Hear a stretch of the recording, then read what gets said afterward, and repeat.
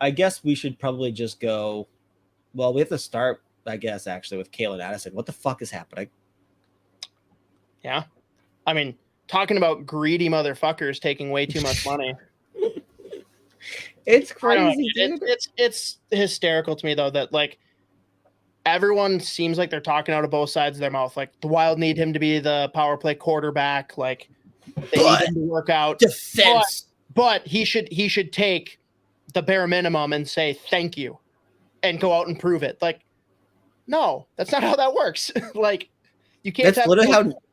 That's how nothing works. Like nothing. Like that is how LaPanta like describes it. He's like, yeah, like they need him to be good on the power play and like, yeah, all this.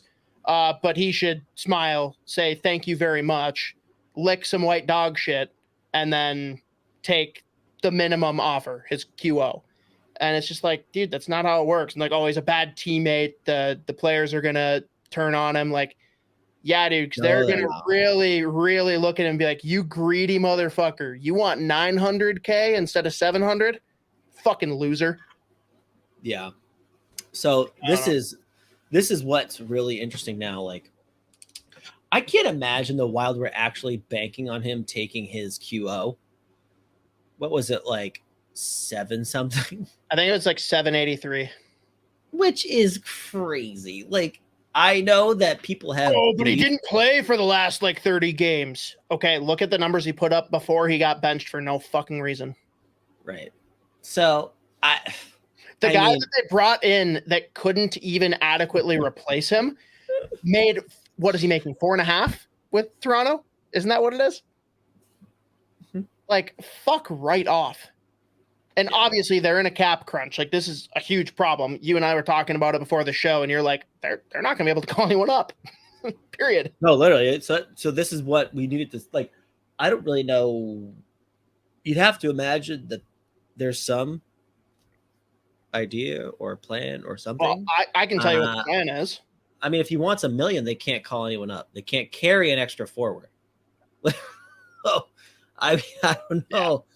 Like, that's the thing. Like,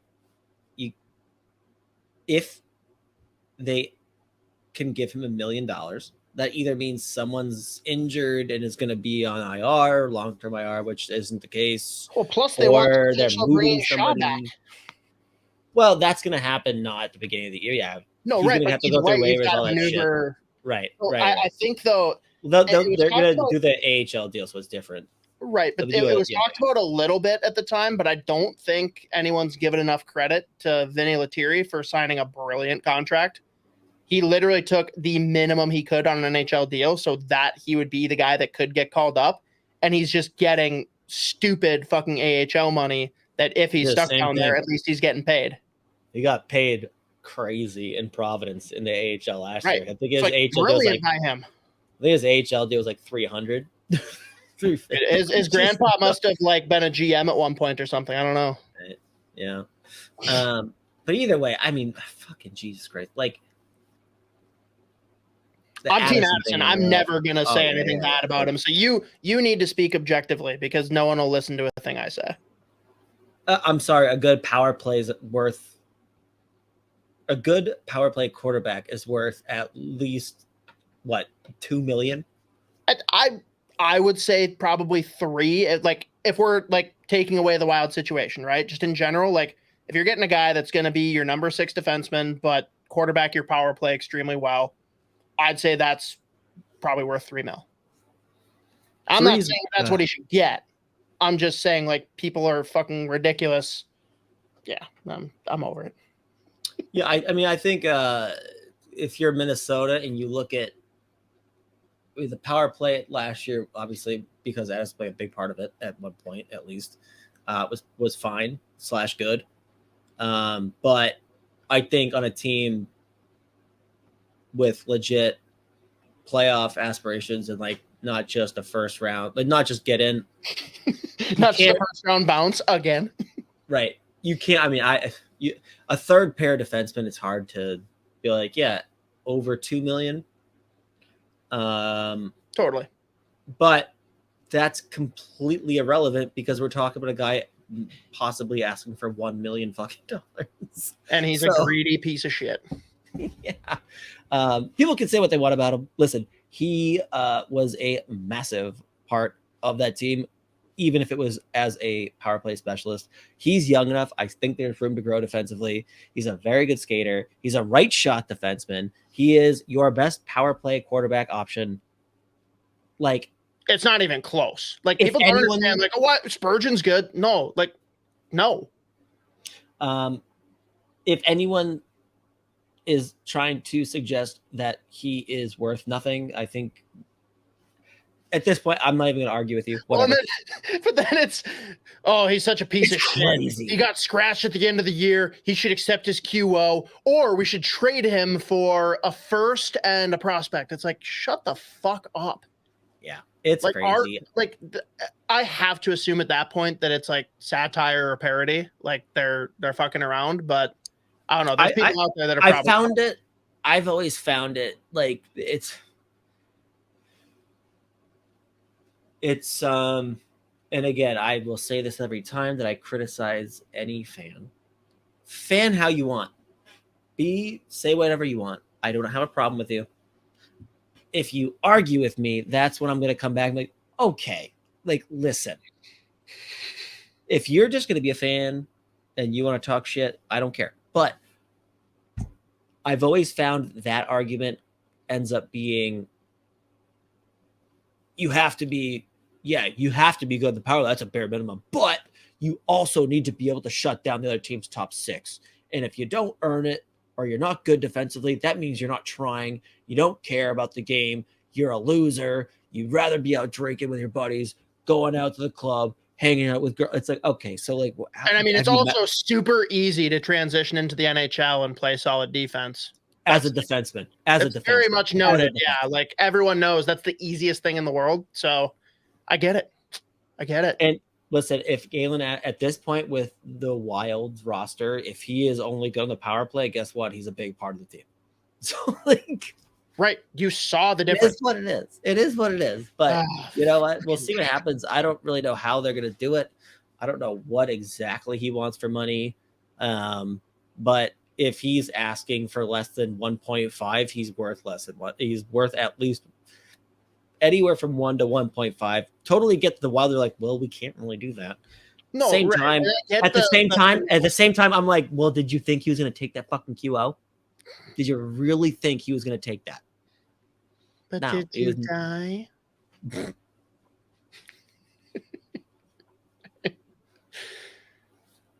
All right, I found a new one. That didn't even happen. All right, we can move off of Addison because I'll talk about it until I'm blue in the face. My last thing, the Addison thing, the idea of a Merrill Goligoski third pair scares the fucking dog shit out of me. That means Faber's gonna have to play at least 27 minutes a night. I mean, that's already been locked in basically. And I mean, is it realistic to move Merrill and or Goligoski? And do you want to do so? Like, is that the path to making the cap work? I mean, if you can find, and this is another thing that Russo said often throughout like the end of the year, well, really post trade deadline and throughout the summer, is he talked to so many people in the league and he was just like, everyone said the same thing. They were like, why did you think, like, why would anyone, everyone loves Goligoski, great guy, was at one time a solid defenseman in the NHL. Who's taking on $2 million in this cap world? In this economy? In this economy?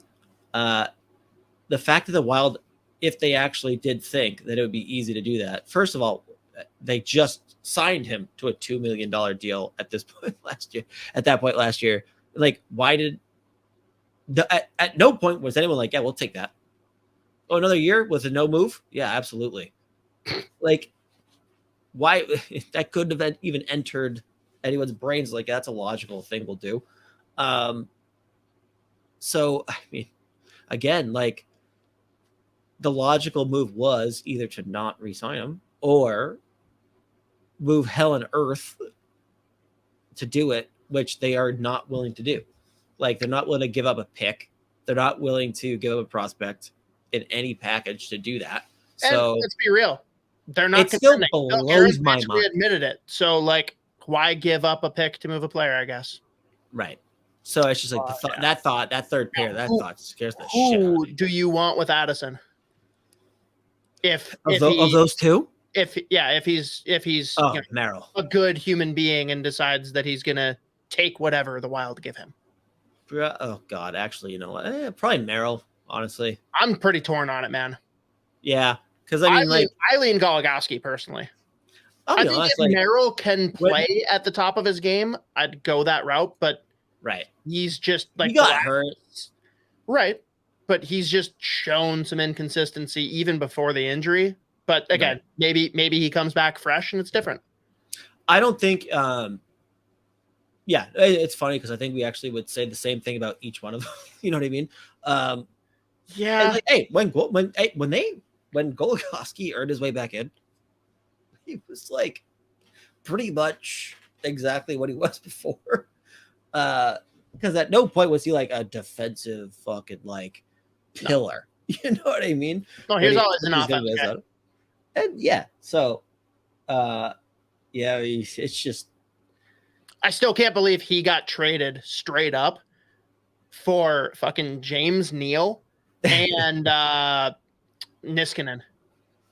Like that was the biggest. That's a top 5 fleecing of like the salary cap era for the Pittsburgh Penguins. And I loved Goligoski. I was so sad when he got traded, and then I saw the return. I'm like, yeah, I'm over it. Yeah, well, you know. It happened. There's so many trades like that. Like sometimes I look back like, holy, wow, what? But yeah, no, I just either way, like either one, like you pick Goligoski or Merrill with Addison, you're probably still pretty scared. With you know what I mean? Like it's just like I don't fucking know at this point. Do you even remotely entertain the idea of playing Addison with Brodin and letting Faber cover up for whatever's happening with whichever other guy you play, and you have 3 pairs that you can roll more steadily, and you know that Brodin's going to get a ton of penalty kill time, you know Addison's going to get a bunch of power play time, you can kind of balance it a little. Like I think that could work. It's just also hard to walk away from the idea of a complete shutdown pair of Faber and Brodin. But I also think that's probably more important once you're actually contending. Right. Yeah, no, absolutely. And like, it's funny too. Cause like, I mean, yes, ideally you have your 4 lines. Those guys are together all the time. You have your 3 defense pairs. Those guys are together all the time. It doesn't really work like that. You know, like there's ebbs and flows throughout the game, like whatever.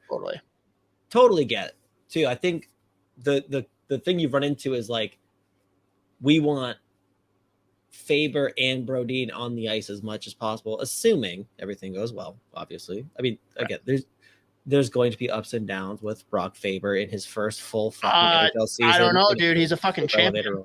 Yeah, that's true. He did. He has now lifted a cup. The biggest cup that anyone ever dreams about, talks about. Which I think, because their trophy is like a keg, and I'm pretty sure he had like just turned 21. So yeah, he scored a beauty breakaway, offensive defenseman. But yeah, no, like you said, though, at least 40 points. Bomb. I do wonder though if they. There were people that commented that on the video that we posted about it. They're like, no, like if he only puts up 10 points, like what the fuck's the point? I'm like, God damn it. Yeah, I fuck it. It's but I do wonder if let's say whatever the fuck Addison, if he signs, let's see if he signs for whatever. Either way, let's say like Faber really struggles, or like the Brody and Faber's not working, and the Addison and whoever pair isn't working. I wonder if they like just try to restructure their idea of like matchups, whatever it is, but just like experiment with that a little bit. At that point, like with those 2 young right shot demon, I would imagine it's probably a good idea just to like try different things, unless Faber and Brodin immediately is like lights out. We're good. You know what I mean? Like it's definitely worth like, hey, if my guy that we're kind of labeling as a power play specialist only. If you can shelter him with one of the best defensive defensemen in the game in Brodin and get him more minutes where he's let him get comfortable playing defensively. Exactly. And it opens him up to play his fucking game. And like, if I could get 5v5 points from Addison as well, because that's the other thing too, that it's not like every single point. Yeah. That's the other thing too. It's so funny. It's just like, you do know that I think probably his first 6 or 7 points in the NHL were 5-on-5. Like, it's not like his only, you know what I mean? But and a 3-on-3. Oh yeah, well he had some really good looks out there with Zuki and Kaprizov. I'll be honest. I go back sometimes. There's a video I tweeted out. It was with, I think it was in Montreal. On the ice, it was Beckman. No, not Beckman. It was Boldy, Rossi, Addison, maybe Kaprizov. I don't know if it was at the end of a power play or they just had to be on the system. They had the puck the whole fucking time, and like 4 high danger scoring chances within a minute and a half.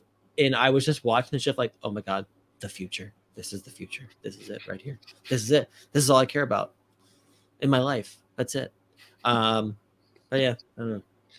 Just me? Just me? All right. Yeah, no, me. No, actually me either. I was just kidding. I don't know, man. You too. Either way, like I don't know. The Addison thing really scares the shit out of me because, like, I know they'll get it done at some point because at this point you really don't have any other options to. Like, you can't. Like, what do you like? Just not sign him. No, you trade him for 2 firsts and you move on. Right, yeah, the guy that, yeah, exactly. The guy that got scratched for like 40 million games in a row. Yeah, he's worth 2 firsts though at the same time, actually. I don't know. Young defensemen, it scares me to give up on them, any of them. I mean, like, you look at Boston. Especially this fucking quick dude. Like, they literally gave him 0 rope. And again, maybe, like, I don't know if he, like, hooked up with Dino's daughter or something else happened, but, like, barring something crazy, like, nothing he said or did was that out of line. Like, sure. Does he need to humble himself and have a little bit better attitude? Sure. Do you literally decimate your power play and teach him a lesson for the rest of the season and hurt his development? No. So we'll see what happens, I guess. But I would much rather them figure it out than let him go. But we'll see, I guess. And last thing, times 17. If they were not planning on giving him more than $1 million, why the fuck wouldn't they have just traded him immediately? Like, why wait? At this point, how many teams are fucking like giving you a decent enough package for a right shot defenseman who is super young, who has proven he can play in this fucking league, and has been already a solid power play quarterback and improved one team's power play by like 15% in a matter of 12 games. So whatever. If the Penguins got him back, I'd probably pee a little. Be a little bit, just a little bit. Dude, learn under Letang and Carlson for a couple of years, and then just be the guy. Yep, I'm in. Yeah, why not?